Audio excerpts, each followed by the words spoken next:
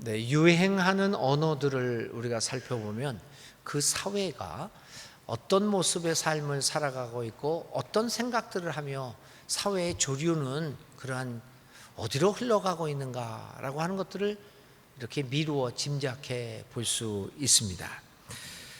최근에 많이 사용하는 단어들의 특징 중에 하나가, 여러 가지 특징 중에 있지만 최근 10여 년 사이에 우리의 언어 생활을 바꿔놓은 일들이 있습니다.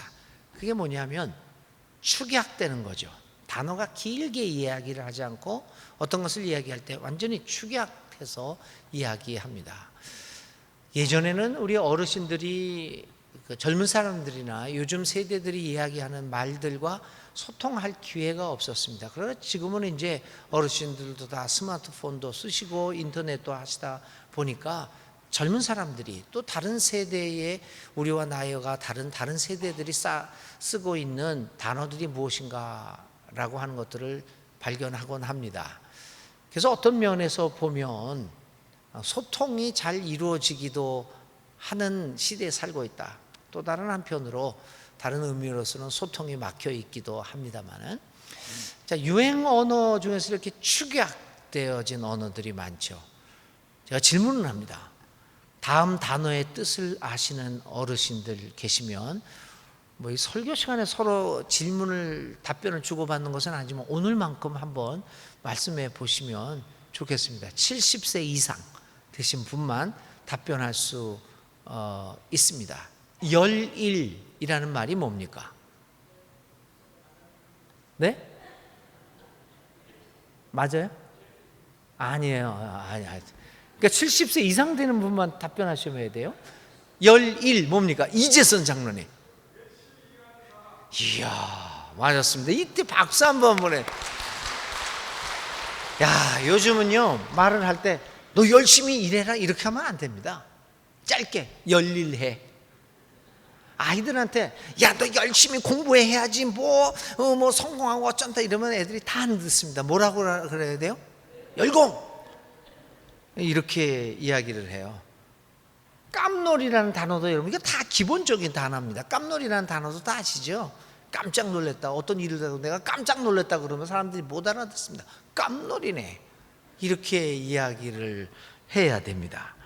이렇게 이제 축약되어진 게 요즘의 사회에 살아가는 모습이죠. 이번 주에 비판하는 것만은 아니고요. 거기 담당하신 분들 오해하지 마시고요. 조금 더 우리가 세상 돌아가는 걸 좀 눈여겨보자 하는 의미에서 말씀드립니다. 이번 주에 여름성경학교 교사 강습회가 열렸습니다. 아침 9시부터 이틀인가 3일을 아침 9시부터 저녁 6시인가 7시까지. 그러니까 이게 뭐라고 합니까? 요즘 시대는 축약돼 가지고 열공하는 시대예요. 축약적으로. 근데 여기는 하공을 하고 있어요. 하루 종일 공부를 해요. 누가 요즘 하공을 합니까? 열공하지. 그러니까 많은 사람들이 갈 수가 없는 거죠. 아침 9시부터 저녁 6시까지 어떻게 갑니까? 축약적으로. 이 시대를 반영하는 것들이 굉장히 시대를 이해하는 게 요즘 이제 교육을 맡은 사람들이나 이렇게 사회를 지도하는 사람들의 입장에서는 굉장히 중요합니다. 이렇게 축약되는 사회죠. 그래서 요즘과 같은 경우에는 이런 시대의 개념들이 급격하게 변화합니다. 얼마 전까지 우리가 똑같은 단어를 써서 이런 식으로 해석을 하고 있지만 지금은 전혀 다른 의미로 사용되기도 합니다. 요즘 우리에게 화두가 되는 것 중에 하나가 가족의 문제입니다. 가족은 뭔가? 누가 가족인가? 라고 하는 문제. 이 가족에 관한 유행어도 많이 변하고 있습니다. 이 가족에 관한 유행어는 단연 혼족 트렌드와 관련이 있습니다. 무슨 말씀인지 아시는 분은 시대에 많이 이렇게 변화에 익숙하신 분이죠. 혼족 트렌드. 이게 뭡니까? 가족하면 우리는 여러 사람을 연상합니다. 혼자 있으면 가족이라고 생각하지 않습니다. 혼족은 혼자 있는 가족을 얘기합니다. 혼족. 이게 변화가 된 거죠. 그래서 혼밥이라는 단어, 혼자 밥을 먹는 사람, 혼술, 혼자 술을 마시는 사람, 이거 굉장히 위험합니다. 혼자 술을 마시는 분, 혼술. 그 다음에 혼놀, 혼자 노는 사람.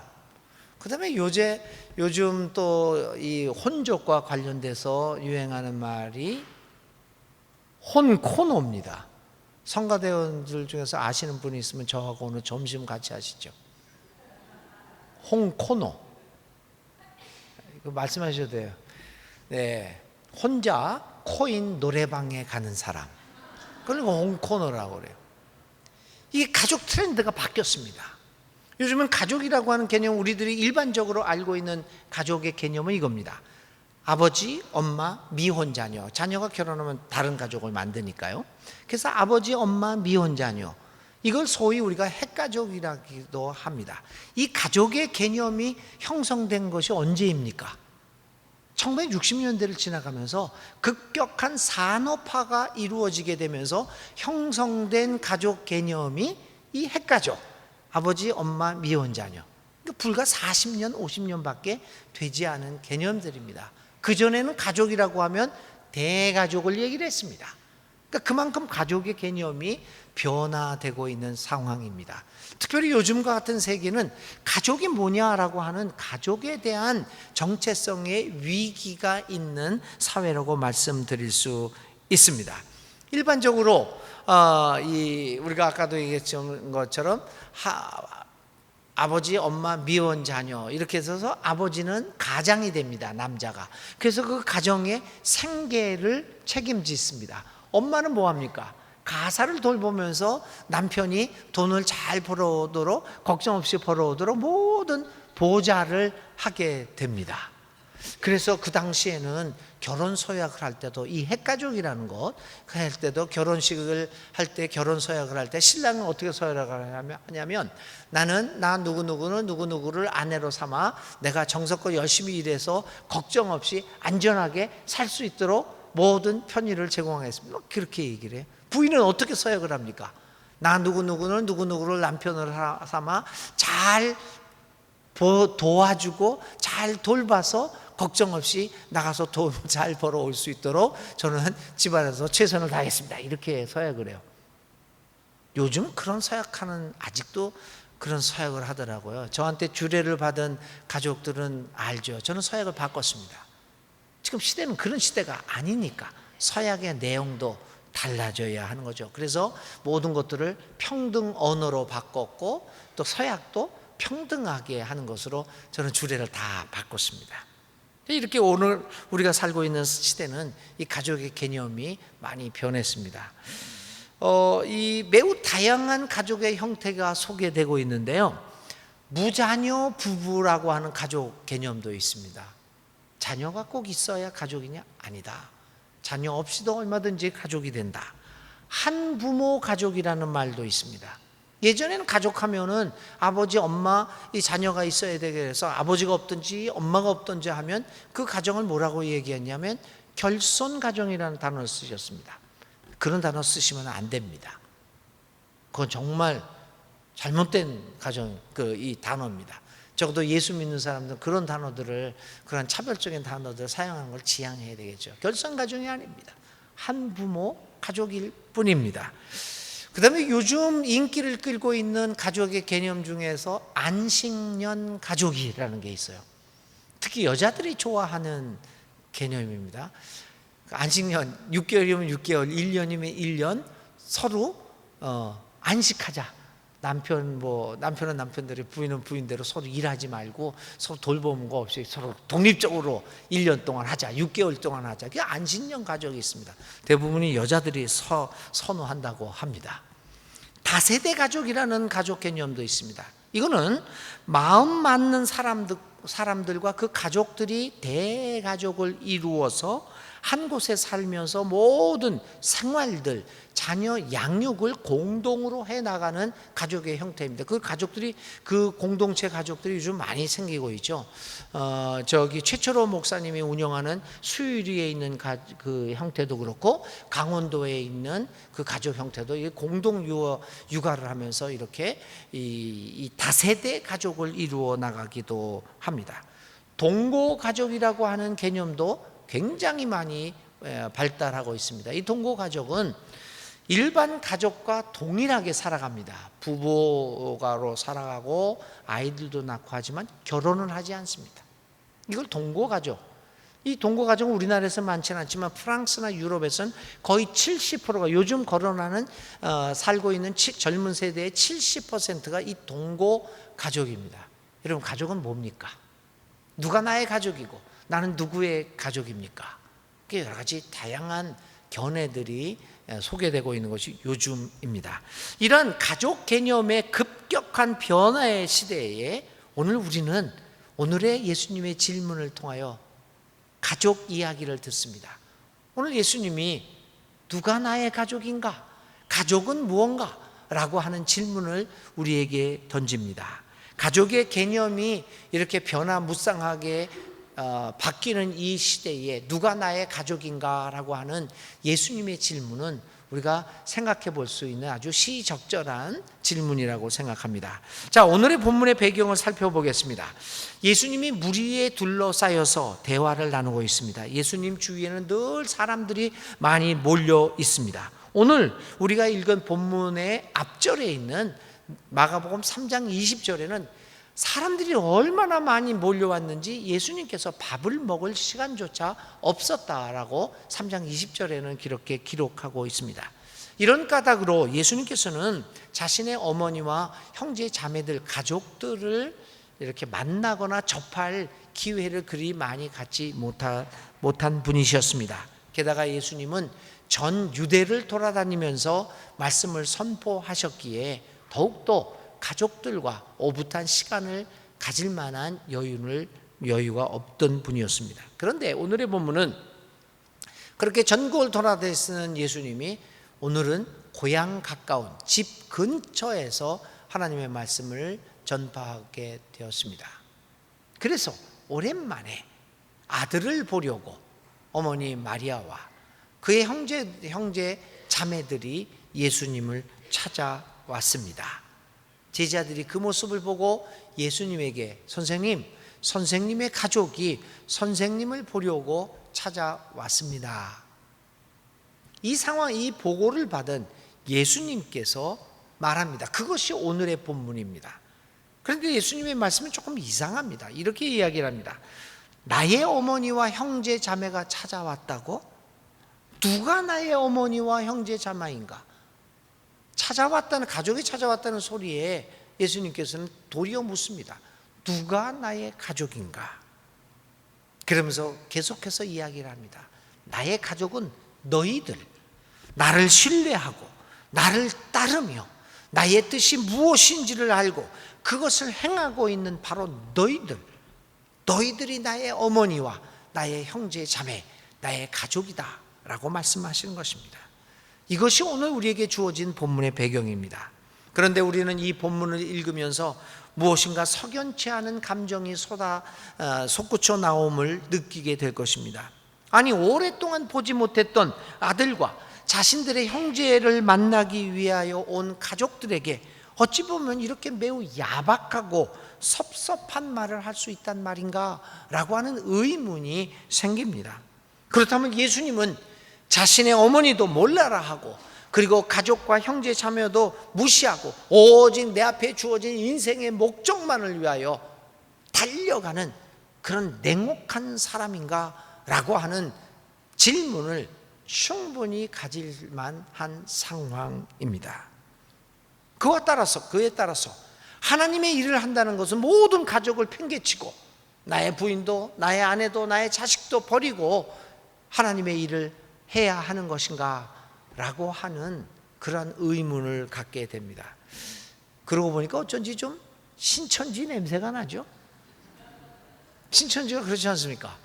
하나님을 섬기는데 믿는데 방해되는 것, 부인도 버리고 자식도 버리고 집도 버리고 아내도 버리고 남편도 버리고 신천지하고 좀 비슷한 느낌이 듭니다.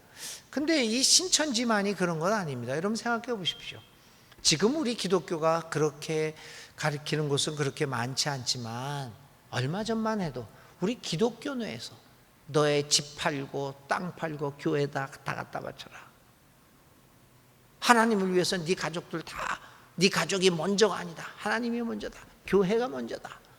라고 가르쳤던 것이 불과 얼마 전입니다. 신천지와 사실 생각해보면 그리 다른 가르침이 아니었습니다. 요즘 페이스북이나 요즘 SNS에서 떠도는 예화 중에 이런 게 하나 있습니다. 어떤 그 목사님, 유명한 목사님이에요. 그 옛날 예화지만 그게 진짜인지 만들어낸 건지는 모르겠지만 이런 예화래요. 어떤 분이 이제 권사님으로 이제 선출이 됐어요. 근데 이 권사님 나이가 많으신 분인데 새벽 기도를 안 나오는 거야. 그래서 이 목사님이 아니 권사가 돼서 새벽 기도를 안 하고 뭘 하냐. 알아봤더니 어떤 일이 있었냐면 이 권사님이 고추밭을 가꾸시는 거예요. 고추를 심고 그 얼마나 정성스럽게 심고 아주 싱싱한 고추들이 나서 그거를 빻아서 고춧가루로 만들어서 매년 자식들한테 보내고 좋아하는 사람들한테 보내는 게 이게 낙이에요. 그러니까 고추 농사를 그렇게 열심히 지으니까 새벽부터 일어나가지고 이제 고추 정사를 지어요. 목사님이 이렇게 알았어요. 그래가지고 권사님한테 당신은 고추가 먼저요? 하나님이 먼저요? 이렇게 질문을 한 거예요. 근데도 계속해서 권사님은 고추 농사를 계속 하셨어요.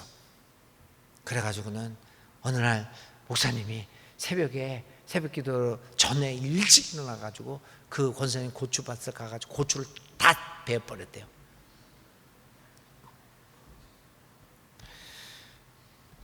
여러분들의 목사가 그런 목사가 아님을 복으로 여기시기 바랍니다.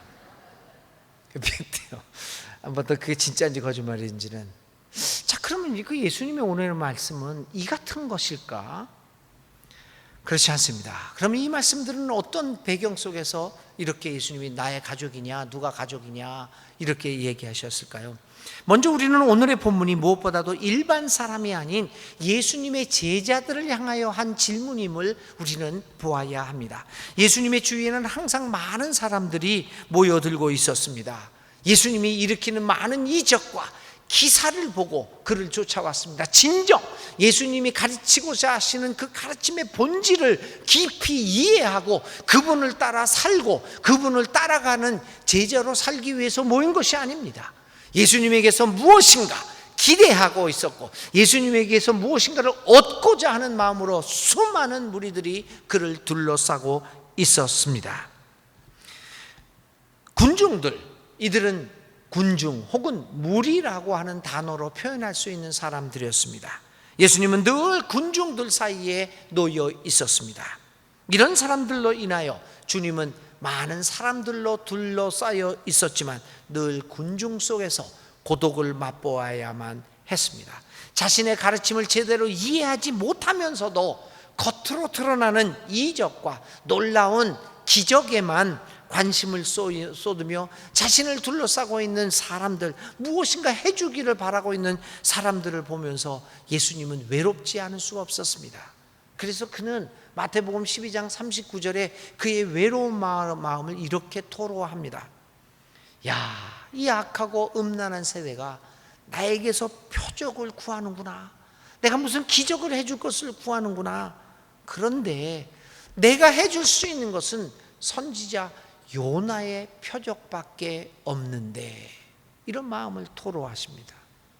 내가 보여줄 수 있는 것은 선지자 요나의 기적밖에 없는데 사람들은 나에게서 병 낫는 것, 부자가 되는 것, 이런 것들을 바라고 있구나.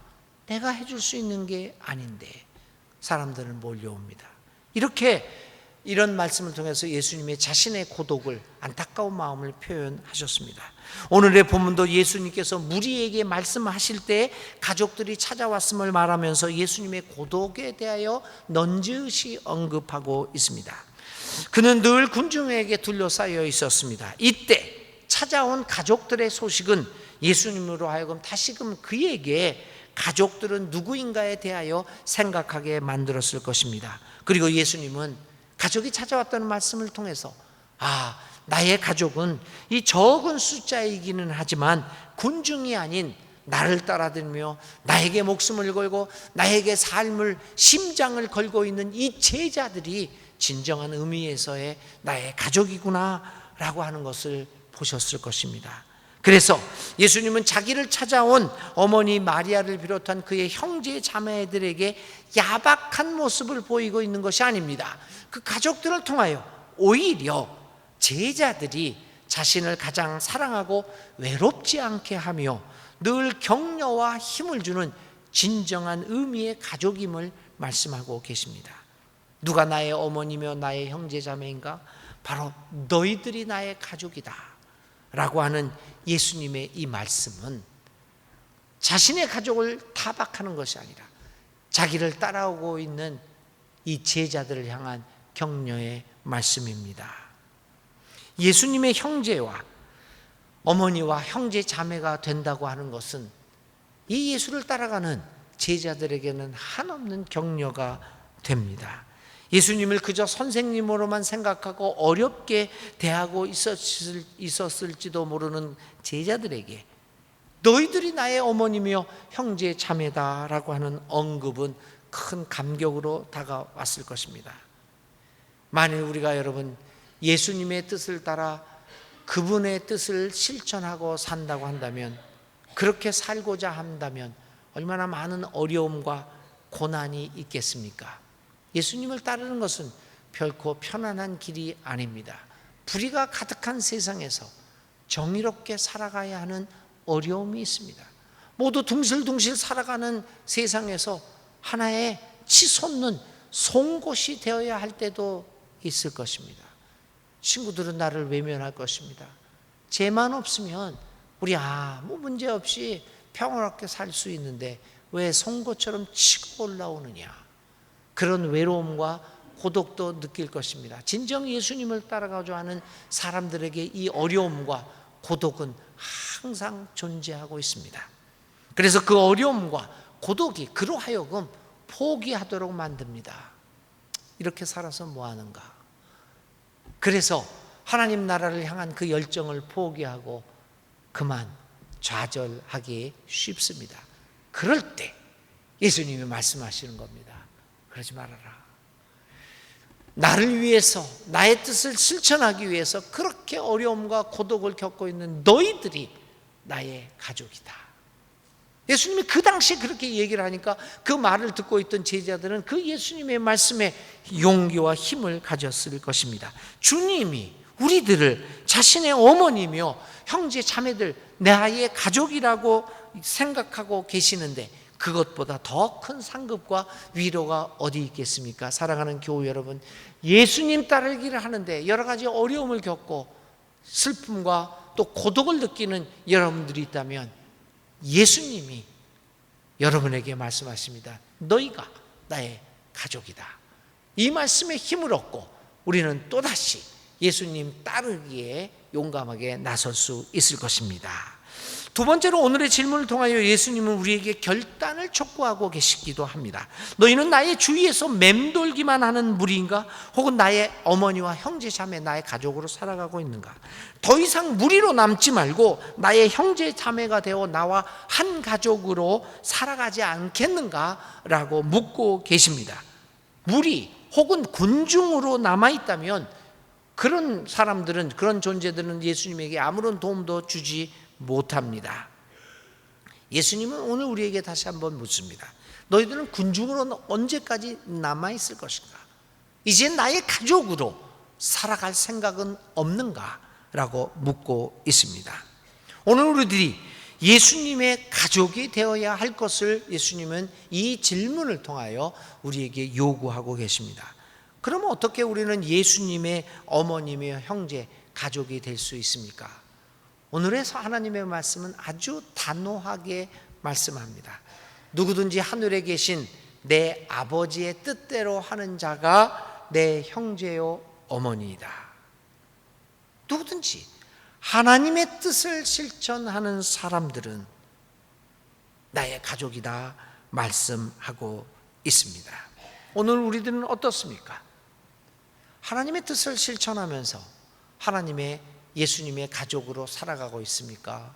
아니면 아직도 그냥 무리와 군중들의 한 사람으로 살아가고 있습니까?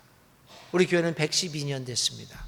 112년 동안 우리는 정말 예수님의 가족으로 살아가고 있을까요? 아니면 그저 한 무리 중에 하나로 살아가고 있습니까? 여러분들 순천중앙교회에 속한 여러분 교우들은 몇 년을 교회를 다니셨는지는 각자 다르겠지만 그 세월 동안 예수님의 가족으로 살아가고 계십니까? 아니면 그냥 예수님의 뒤를 쫓아다니는 무리와 군 중에 한 사람으로 살아가고 있습니까? 10년 전에 통계를 여러분들한테 잠깐 말씀드리겠습니다. 왜냐하면 그 10년 전 통계가 오늘도 그대로 적용되고 있기 때문입니다. 10년 전에 19세 이상 성인 남녀 1,000명을 대상으로 해서 33개의 직업군을 제시하고 이 직업을 가진 이 직업 중에서 가장 신뢰하고 있는 직업은 무엇인가를 물었습니다. 33개의 직업군입니다. 92점 몇 프로의 신뢰도를 받은 직업이 소방관이었습니다. 그 당시에 여러 가지 이제 소방의 여러 가지 이야기들이 많아서 헌신하는 그런 걸 보면서 신뢰할 수 있는 직업이다, 이렇게 얘기를 했어요. 그 다음에 이제 뭐 제일 꼴찌는 뭐 우리가 이미 다 잘 알고 있죠. 정치인입니다. 11.4%. 10명 중에 1명만 정치인이 신뢰할 수 있다 그랬습니다. 종교인은 어떨까? 종교인 중에서 가장 신뢰를 받는 사람은 이게 다 아는 얘기죠. 가톨릭 신부였습니다. 그런데 이 가톨릭 신부도 상위가 아닙니다. 중위에 머물렀습니다. 11위였습니다. 그 사람보다 높은, 신부보다 높은 신뢰를 받는 직업은 운동선수, 은행원, 그리고 미용사. 내 머리를 잘 이쁘게 잘라줄 거라고 믿고 있는 겁니다. 그 미용사들 신뢰가 신부보다도 위입니다. 신부 다음으로 종교인 중에 신뢰를 받은 사람은 불교의 승려들인데 18위였습니다. 10년 전입니다. 우리 목사들은 얼마였을까? 25위였습니다. 굉장히 낮은 것. 그러니까 또 연구를 했습니다. 좀 더 물어봤습니다. 그러면 왜 목사들이 25위로 됐을까? 크게 세 가지 이유를 들었습니다. 첫 번째는 목사라고 하는 사람 자체에 대한 반감이 있다. 요즘도 저희도 그래가지고 제가 타자를 치면은 홍인식 목사, 뭐 김아무개 목사 하면 타자가요 이렇게 치다 보면 이렇게 실수가 되잖아요. 그럼 실수가 되면 목사가 뭐로 나타난 줄 아세요? 여러분들 많이 경험하셨을 거예요. 먹사로 나타납니다. 반감이었어요. 두 번째는 개신교 자체에 대한 불신 때문에 목사를 신뢰하지 않습니다. 그럼 개신교를 왜 불신하느냐? 세 가지 이유를 들었습니다. 교회 세습, 호화로운 생활, 사회적 무리를 일으키는 말. 10년 전 어쩜 이렇게 하나도 변하지 않고 오늘 똑같은 일이 발생하고 있을까? 여기에 덧붙여서 예수 천당 불신 지옥이라고 대변되는 강압적이고 배타적인 선교 태도를 그 이유로 들었습니다. 오늘 한국 사회에서 기독교가 차지하고 있는 위상에 대하여 깊이 생각하게 만드는 10년 전 조사, 오늘도 그대로 적용되는 조사입니다. 이 조사는 우리들의 마음을 굉장히 아프게 만듭니다.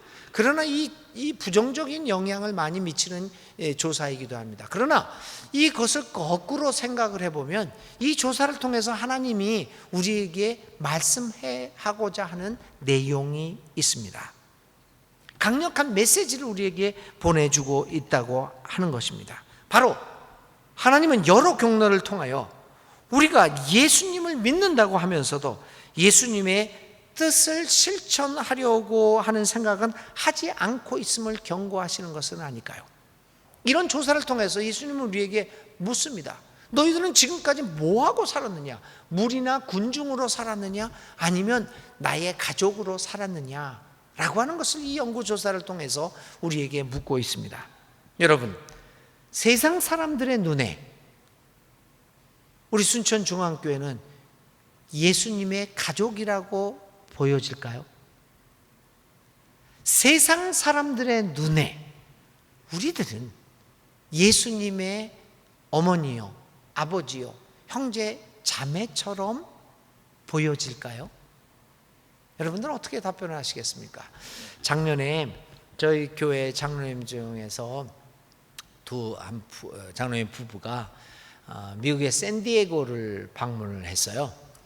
근데 샌디에고에 저희 둘째 아들이 살고 있거든요. 그러니까 장로님이 나보고 목사님 둘째 아들 만나고 저녁도 한번 자기가 대접도 하고 싶다고 사주고 싶다고 그래서 그러시라고. 그래서 전화번호를 가르쳐 줬어요. 한 번도 사진도 보여주지 않았습니다. 근데 그리고 나서 이제 만나고 와서 이제 돌아오셨어요. 그래서 장로님 부부가 나보고 막 웃으면서 뭐라고 그러냐면, 아이고 목사님 사진 안 봐도 식당에 딱 들어갔는데 딱 알아보겠대. 저거 목사님 아들이래. 똑같이 생겼다는 거예요. 그 처음 보는 아이를 보면서 저를 본 겁니다. 과연 세상 사람들이 우리를 보면서 저 예수님 아니야? 라고 생각을 하고 있을까요? 바로 여기에 문제가 있습니다. 주님은 오늘 너희들은 나의 가족이다, 나의 가족이 되어야 한다 라는 질문을 통하여 촉구하고 계십니다. 하늘의 아버지의 뜻을 행함으로 나의 가족이 되어 살자, 이렇게 권고하고 계십니다. 이제 우리는 무리와 군중의 모습을 벗어나야 합니다. 주님의 말씀을 듣기만 하고 아무런 감동도 감격도 없이 그저 귀로만 흘려듣는 군중의 자리에서 벗어나서 그분의 가르침을 행함으로써 예수님의 가족이 되어 살아가야 할 것입니다. 언제까지 군중의 자리에 머물겠습니까? 언제까지 하시겠습니까? 오늘 예수님은 누가 나의 어머니며 동생들인가, 나의 형제 자매들이냐라고 우리에게 물으시면서 하늘의 아버지의 뜻을 행함으로써 한 가족이 되어 살자라고 초청하고 계십니다. 이러한 주님의 부르심과 초청에 응답하여 진정한 예수님의 가족이 되어 살아가는 순천중앙교회와 순천중앙교회 모든 교우들이 되시기를 간절히 기도드립니다. 우리는 전통적인 가족의 해체 시기에 살아가고 있습니다. 가족이 무엇이냐? 여러 가지 변화된 삶 속에서 가족의 의미에 대하여 혼동을 갖고 있습니다. 또 그 가족의 의미는 변하게 될 것입니다. 그런데 이 가족의 의미에서 영원히 변치 않을 생각이 있습니다. 가족의 개념은 변한다는 말씀을 드렸습니다. 다양해집니다. 어느 한 가지만을 절대적인 개념이라고 볼 수 없는 세상에 살고 있습니다. 그러나 변하지 않는 영원한 가족의 개념도 있습니다. 그것은 예수님의 뜻을 따라 그분의 삶을 살아감으로써 우리 모두가 예수님과 한 가족, 예수님의 형제 자매가 되어 살아갈 수 있다는 사실입니다. 사랑하는 교회 여러분, 여러분들의 가족은 누구입니까? 옆에 살고 있는 분 다 가족입니다. 그러나 진정한 의미에서 여러분 누구의 가족으로 살아가셔야 하겠습니까? 우리와 한 가족이신 예수님, 그분과 가족이 되어 우리 한 형제 하나님의 뜻을 실행함으로써 우리 순천중앙교회에 속해 있는 모든 교우들은 한 가족이 되어 살아갈 수 있게 될 것입니다. 우리와 한 가족이신 예수님의 한량없는 은혜와 자비가 여러분 모두에게 풍요롭게 넘치기를 간절히 기원드립니다.